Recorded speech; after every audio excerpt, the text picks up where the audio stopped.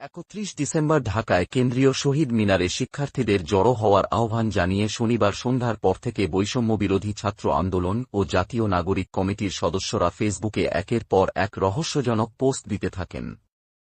তবে ওই দিন কি হবে তা নিয়ে কেউ বিস্তারিত না বলায় ব্যাপক চাঞ্চল্য তৈরি হয়। এবার সংবাদ সম্মেলন করে ৩১ ডিসেম্বরের কর্মসূচির বিস্তারিত জানালেন বৈষম্যবিরোধী ছাত্র আন্দোলনের নেতারা।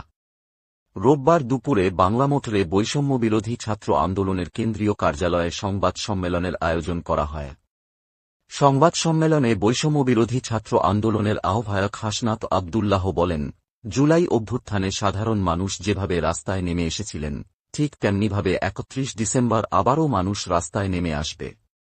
ওই দিন জুলাই বিপ্লবের ঘোষণাপত্র প্রকাশ করা হবে। এই বিপ্লবের ঘোষণাপত্র ৫ আগস্ট হওয়া উচিত ছিল।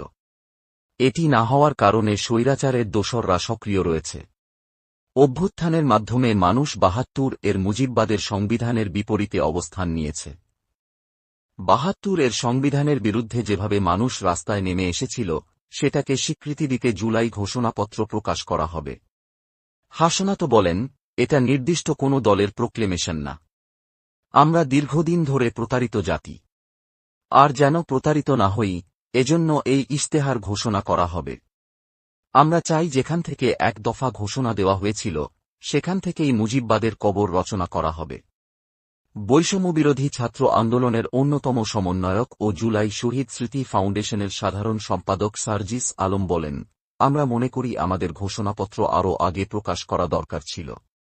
এই ঘোষণাটি সামগ্রিকভাবে সারা বাংলাদেশে লিখিত অবস্থায় থাকবে। পুরাতন সিস্টেমগুলোকে রিজেক্ট করবে, নতুন সিস্টেম তৈরি করবে।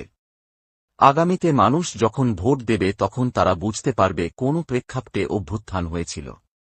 আমরা বিশ্বাস করি মানুষের মনকে যেভাবে ফ্যাসিস্ট বিরোধী আন্দোলনে সক্রিয় করেছিল, তেমনিভাবে এই ঘোষণাপত্র মানুষের মনে ধারণ করবে।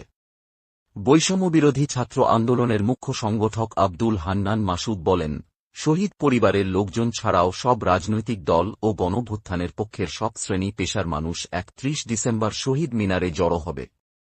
নাৎসিবাদী সংগঠন হিসেবে আওয়ামী লীগকে অপ্রাসঙ্গিক ঘোষণা করে নতুন বাংলাদেশ বিনির্মাণে গণমানুষের আকাঙ্ক্ষা ঘোষণা করা হবে। তিনি আরও বলেন, এরই মধ্যে ঘোষণাপত্রের খসড়া বিভিন্ন রাজনৈতিক দলগুলোকে পাঠানো হয়েছে। সবাইকে সঙ্গে নিয়ে ৩১ ডিসেম্বর ঘোষণাপত্র পাঠ করা হবে।